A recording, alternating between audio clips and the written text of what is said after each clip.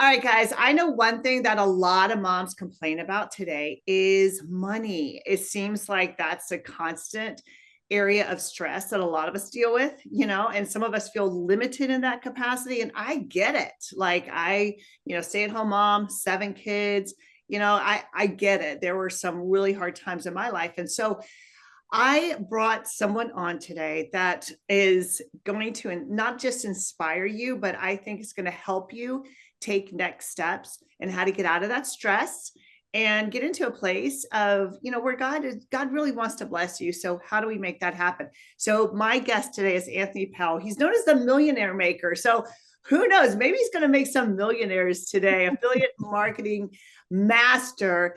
And fortunately, he took some time out to share his wisdom with us. So hold on tight, mama. Here we go.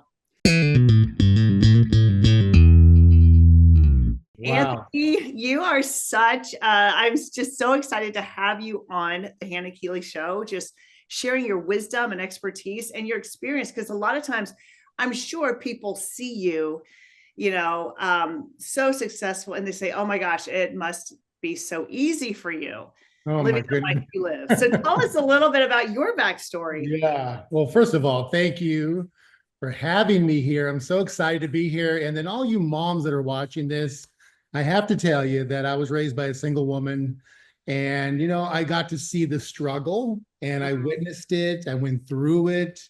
So I'm a direct result of somebody that understands. I mean, really, I'm very connected to mom. So here's the story. When I was very young, I think I was 4 or 5 years old, my mom and dad got divorced and I got, my mom couldn't afford anything because she was young. I think she was like 20. And so I had to go live with my grandparents, her mom and dad for a moment until she got her feet on the ground. And then I came back with her and, she struggled. And a lot of moms do this where the odd jobs, you got to somehow get a roof over your head. She wasn't Yeah. lucky. I mean, I don't want to, I'm not a negative person, but my dad didn't pay child support. And she was really a good woman. She never talked negatively to me about my dad. I never spent a lot of time with him, but she was one of those women that understood to keep everything positive, not to be sour and your dad is this and your dad is that. She just kept it right down the middle positive, but she struggled. And I was a tall young boy. By the time I was in 6th grade, I was 6 foot. And then when I got into high school, I think we would have gotten along really well because I was 6 foot I was like five. 5'10" in 6th grade. So we would have gotten along perfectly. You know the deal. And at freshman year, I was 6 foot 5. So I used to hear her cry in the other bedroom at night because she couldn't keep up with buying shoes for me. My dad wouldn't help. It was a struggle. So one of the things that really got me to understand about money, because we had a lot of love. I mean, my grandparents loved me, my mom loved me, my family loved me. We had an overwhelming abundance of love. My grandmother was a deacon in a church, so I got to spend time, packing medicine for the poor, bringing food to the shelters and blankets. And it wasn't just like something to do to look nice. We didn't film anything. We just did it because that's what good people do. And we want to give back to people. So I was raised that way. Give to people, right? Just be a giver. And I also became a very good athlete in junior high and then high school. I was eventually got a college scholarship in a Division I as a basketball player. But where I'm going with this is when I was in high school and I didn't have a lot of money, all the rich kids wanted me to come around because I was a quote unquote star athlete, right? Mm. So I started to go around their homes and go, wait a minute, you guys are all living in 5 and 10,000 square foot homes and you're having ski passes given to you for the winter to go skiing and you have boats to water ski in the I summer. bet it was probably a moment for you. Like, wait, how do you get this? Like, is this accessible? I just couldn't believe it. Yeah.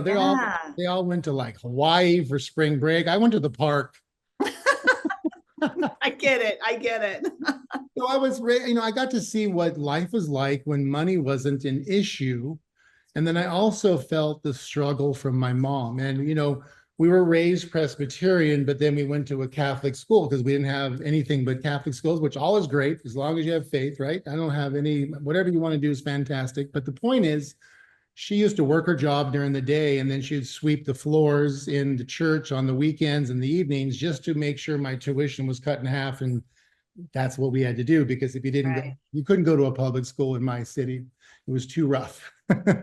So, as I got going, I went off to university, and to make a long story short, when I got there, I was 6'6" with shoes on, and the coach said, "Hey, you're no longer a power forward. You are a guard." And I'm like, "Well, I don't have any handles. I'm a power forward. I'm gonna turn around.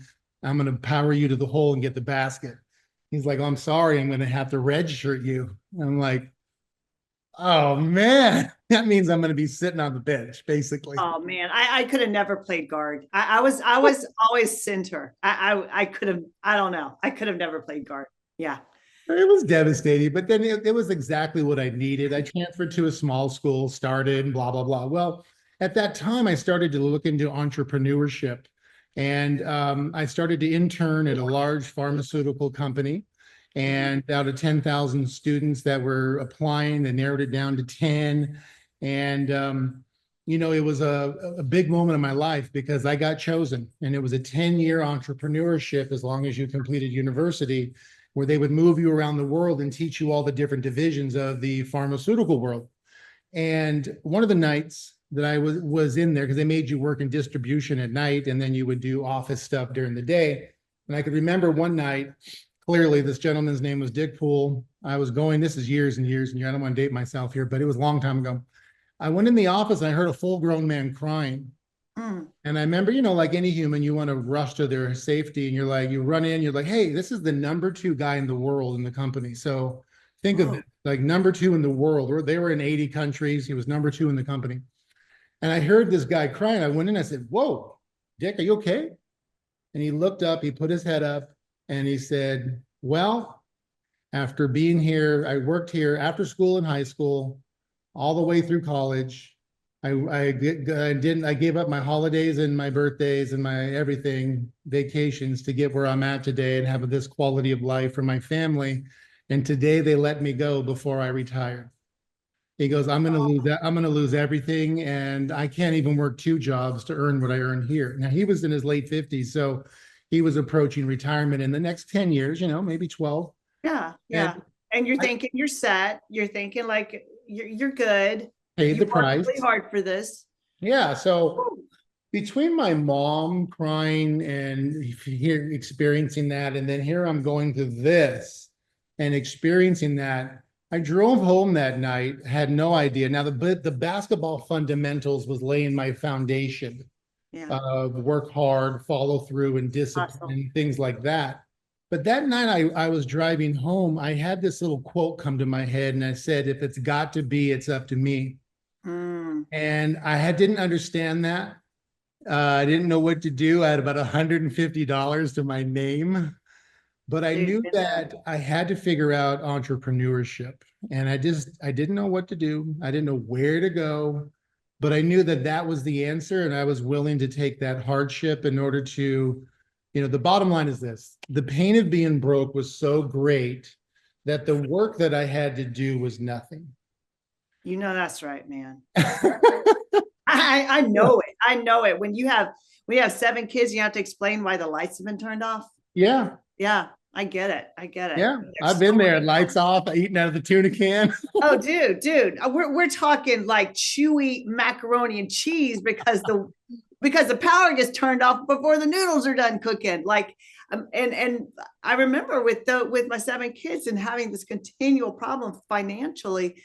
It's like the exact same thing happened to me. I was actually praying for my husband to get a better job, and I heard God clearly say, "You know what? What if I want to do it through you?" Yeah, It's like that same thing. If it's going to be, it's up to me, because God yeah, gives us power to do that. So yeah. so what did this look like for you? Like, here you are, you get this download, this quote comes, and you're like, all right, what does this look like? Well, it's kind of like, here I am in university with a scholarship. Here I am in an internship. So I have 2 positives, right? Yeah. But then I'm going, wait a minute, this is too risky. If I'm going to risk something, I'm going to have to do it myself. So I started to look everywhere.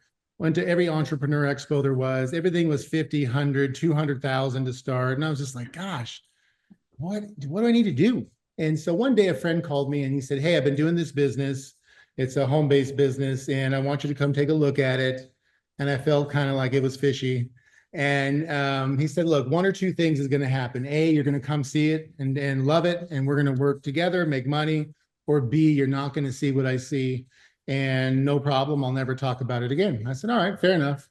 So I went, this is like a year into looking into this. I'm still in the internship, the internship program, the basketball, the whole thing. I had like full-time job, like 2 full-time jobs, full-time university, basketball. I was stretched, but I had to start looking. And I went to this meeting. It was in downtown Seattle. That's where I was born and raised. And it was really weird. I walked in and there's like 800 people screaming and clapping on chairs. Whoa. I was like, You dude, didn't walk into church? well, I wish I would have walked into church. That would have been justified. Pretty cool when your business is like church. So I'm like, I think I'm going to leave. To my friend and said, no, just stay here. Just please. So all of a sudden I started noticing people walking across the stage with unbelievable health results. And then I started noticing later in the day, people started walking across the stage with these outrageous income. Like, how could these people be making this kind of money? And so, basically it got me. I was in, because I'm a people person and I love to help people. So if I don't have something that's going to actually help people, I just don't want to be involved. It's not just about the money with me. It's about helping people. So, I got involved. And then of course, after it was done, the gentleman came up and said, I said, all right, I'm in. What do I need to do? And he says, well, it's $4,000. And I'm like, I don't have 4,000. And I also only have $100 to my name. I have no credit cards. I have nothing. He said something that changed my life. And he said, listen, here's what I know. If you want something bad enough in your life, you're going to find a way. Otherwise, you're going to find an excuse.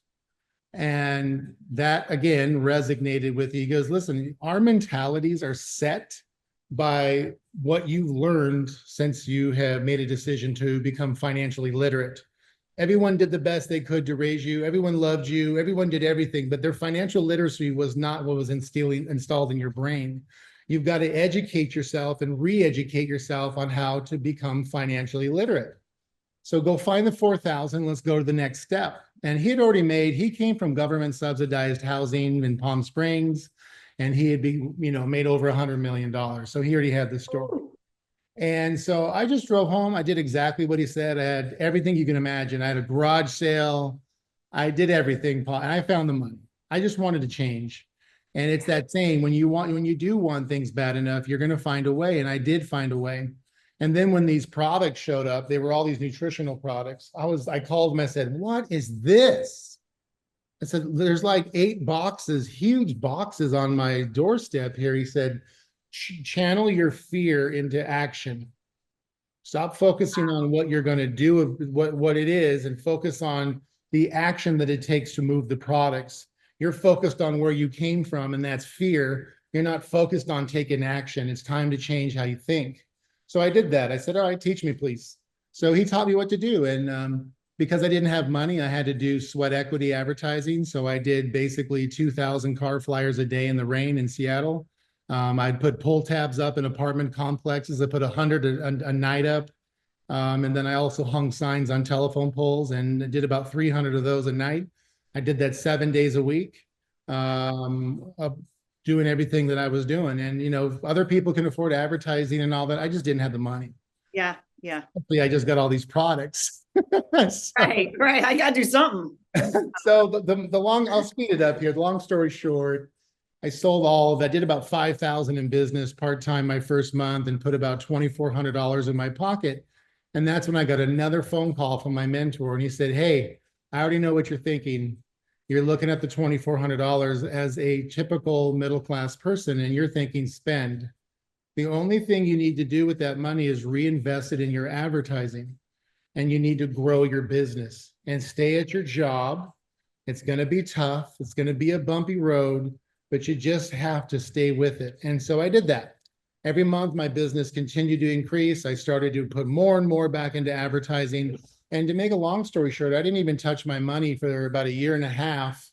And I got it all the way up to about 15,000 a month, a year and a half in. I actually had a firing my boss party. That was kind of fun. I got everyone together Wow. at lunch and I said, "Hey guys, you're probably wondering why we're all here." And I said, "Jack, you're fired." He's like, "What?" I said, "Yeah, remember you guys all made fun of me in this little cottage business that you thought was stupid and would never work. Well, here's what I'm generating per month. And so, Jack, you're fired." And I just stayed the same way. I took that concept. I don't know if anyone here knows who Jim Rohn is. Oh man, I hope if no one doesn't, they haven't been with me long enough. Well, I had the good fortune of being with Jim Rohn, and we traveled 70 countries around the world together. And thank God I had him when I was in my early 20s, because how he is on the tapes and the videos and the audios is exactly how he is off of them. Wow, that's integrity. Oh, he was, because I've trained with probably 95% of the people out there. And unfortunately, I don't want to sell anybody out. They're not who they say they are behind the screen. Oh, I know, I know. It's Like very in real life, it's disappointing. like, whoa, what shifted here? It's disappointing. It is very disappointing when they say never meet your heroes, but I think there are people out there, though. There are people out there. They And I are. think if you're going to get sustainable results, Yeah. you're going to have to be in public who you are in private, and private who you are in public. Like there can't be a break there, Yeah. because I mean, that's just how you continue to get results. I just believe, and Bible tells us like your works will always find you out. It That's will right. always find you out. Yeah. And so why not live transparently now? Yeah. Jim Rohn would always say, integrity is not in public. Integrity is when no one's watching. Amen. Yeah. Yeah. Right? Like, Absolutely. like turn Absolutely. off the light when you leave the hotel room. Leave it better than how you found it. Just little. Yes. I'm the person who's like stacking the dirty towels to make it easier for the Me too. It's like I have it all put together for the ladies. yes. It's like the bed's even like stripped, make it. That's so funny. That is hilarious. We have the I'm sure I've same never met a foundation. person who takes it to that level, but it's true.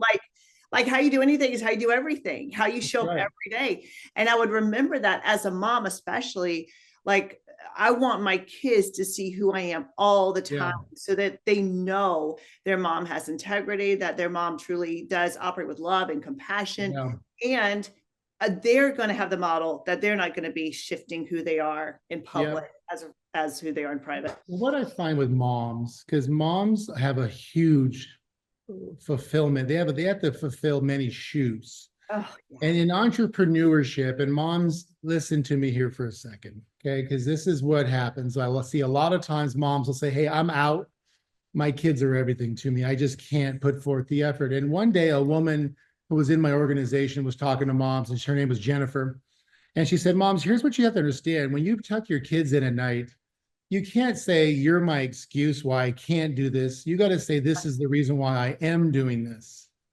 Because you will have a little bit less time with your kids when you're in building mode, but you're doing it for a reason. You're doing it to lay a foundation so that you can have a better quality of life. Because in the Bible, it does say you do need to live abundantly. Diamonds are not for Satan's bunch. Right. So it doesn't mean, people say, "Oh, what do you say about money?" Money is what you should have. We're not bartering goats anymore. Right. It's included. Like it's an Yeah. all inclusive thing. Abundance is all inclusive. You have to live We are. abundantly in all areas of your life. That's all areas. It should not be like joy in my life. I have spiritual peace. I have joy. I have great relationships, but I'm broke financially. No. God's enough to cover all of it. Yeah, and don't use it as a crutch. I don't know how, because I've been raised Christian since I've been able to talk, right? Yeah. So, Yeah. but I haven't been raised around Christians that you say, "Oh, money's bad." I've never heard that, but there are some Christians that were raised, money's bad. And I wish that would have never been told to you, because money gives you more of an opportunity to serve, right? Because when you don't have money, yes, you can give your sweat equity into people, and that is enough. But you do need money in order to, one, to protect your family, protect your community, protect people around you. So, in the hardship to go after it, to get it, you become somebody different. You Yeah. get better communication skills, you get better patience, your individual personal constitution changes. A lot of things happen when you go after building a financial wall around yourself. And that's kind of what happened to me. It's like watching my mom cry and then watching that gentleman lose his job, I was like, that's it. If I'm going to fail, I'm going to fail in my own efforts. Right, right. I'm gonna and bet on yourself. You Like have to. like you have to bet on yourself. And I will tell you, like all my 7 kids are all grown now. They have kids Can't of their believe own. it. 7 kids. Oh, You look incredible. oh, My thank you. Thank you. seven. But they will tell me, Mom, I remember the late nights. I remember you working on the computer trying to figure things out. I remember things being frustrating for you, but you kept at it. And so Yeah. one thing my kids know is perseverance, because they saw it in me, because they saw that it was financially hard, but I was going to dig in, and I was like, all right, if God wants me to be wealthy, and he does, I'm going to figure this out. And Yeah. I did. And so when you bet on you, we're like, you know what, I'm smart enough. Yeah. I'm worthy enough. I'm capable enough. I can do this. It teaches your kids something different. Yeah. Because I truly believe whatever we do not terminate, we replicate. If we don't stop it with us, whatever that, that maybe you have scarcity mentality, maybe there's like this, unworthiness in you. If we don't stop it, it's going to extend and get into our Yeah. children. It does. And I've had the good fortune of helping raise my girlfriend's son. He had no father, not even a father on the birth certificate. And I've had him for 4 years. Just the follow through on him, it's mind blowing how quickly kids will adapt. Like he has to do a Jim Rohn. He has to watch Jim Rohn videos every day. And then on Friday, he's got to do a one-page summary on what he's learned and then present it to me out loud. Love it. Dude, And you're homeschooling. he's upstairs over here right now, homeschooling. That's awesome. Yes. Because I don't want his brain to be tainted. I want him to get good. I don't want him to think Instagram's normal. That's not normal. No, no. The things they're learning on there is getting wacko thinking is normal. It's just not.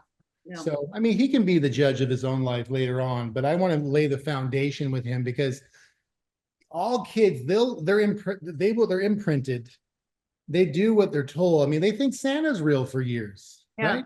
Yeah. So they're such sensitive little brains that they just are sponges. Like I noticed when I'm on the phone during the day over here and I'll be making sales calls or whatever, before you know it, he'll start doing sales calls and pitching me at night about how to be a digital entrepreneur. I'm like, how did you get that down so good? He goes, I've been listening to you. Good. It's like their brain is more plastic, but we can do that too. Like we can learn new things. That's the point. And the thing is, I'll tell you one thing, if I can help anybody here, a lot of you guys are worried what people think. Here's really what I found, because I've had the worst of the worst, and I've been able to, thank God, hit the highest levels of financial security. I've had everything you can imagine. Okay. And when you're on the side where you don't have anything, you're like, oh, I wish I had that car, or I wish I had that home, or wish I could eat in that restaurant. But then when you get to the other side and you can do all of that, it really is nothing. What really it comes down to is when you can be alone with yourself and have peace. When you can say, I'm enough, I have everything I need, and I'm okay with me, and nothing else is going to deter me how I feel about me. When you look in the mirror and that's enough, you will be successful. Because a lot of us are looking for other people's approval, or what if this person thinks this way about me, or what about that? And none of that matters. You got to have your relationship with God. You got to look in the mirror. Jim Rohn would always say some funny things like, take off your clothes and jump up and down, and whatever's not supposed to be shaking, lose it.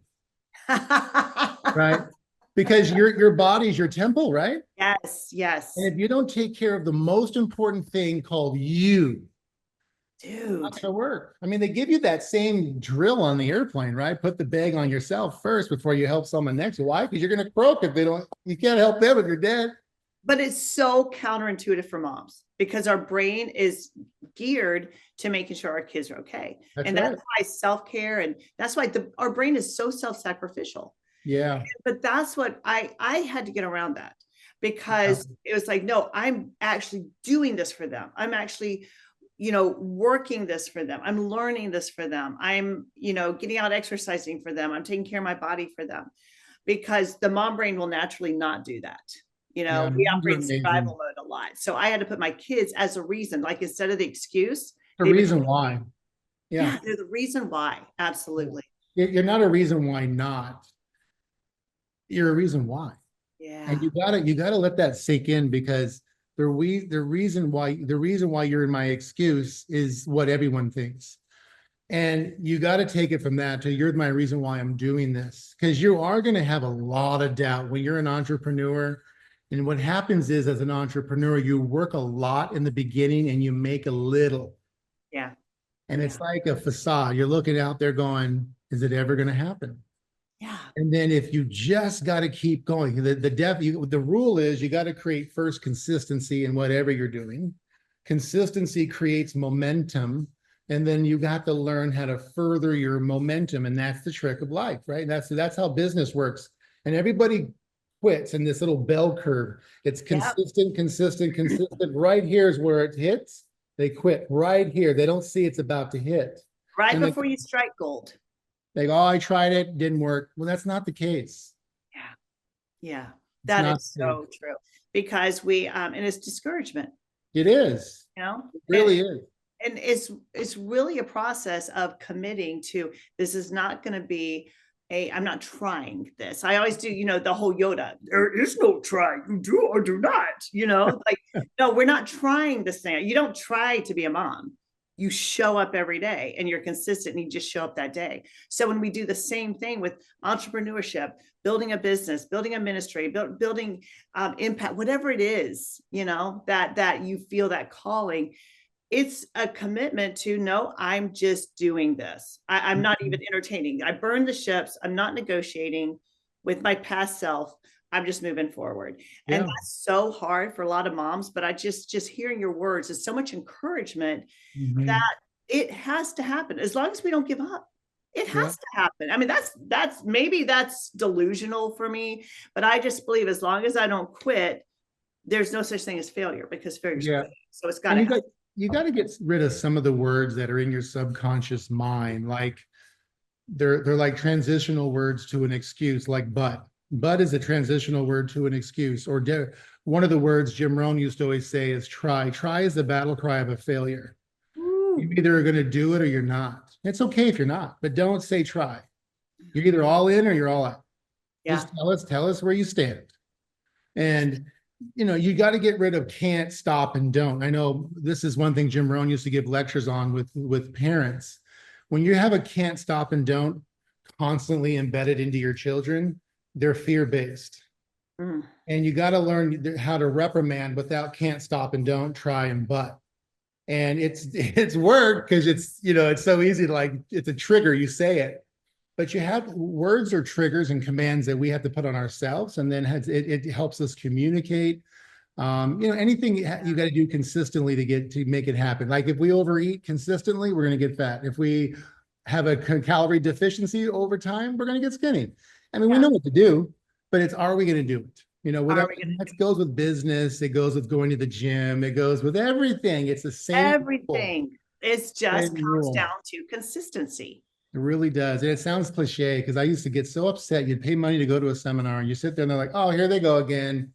You got to think positive and you got to be consistent. Here we go. But it truly works. And I know that there are periods when you want to give up and you get discouraged. But I always believe that those periods, when those dry seasons, like it wasn't like this for me. It's like this. I mean, just with everything, And so when we are in those valleys, when we are in those dry seasons, I truly believe that this is building in me what is necessary to go to a level I've never been at before. That's right. Well, if it's easy, it has no value. Right. If it's hard, that's where the value is. And the reason why that is it's called the law of the lid. When you have a capacity and when you're going in life, and when you reach your capacity, you've hit the lid. So your job is to understand that and see that, and you got to break through the lid so you go on to the next chapter of your life. That's why it's hard, because you don't have the skill set for that yet. Like when I first started, I couldn't be a millionaire. I had no idea what even had to be a thousandaire meant.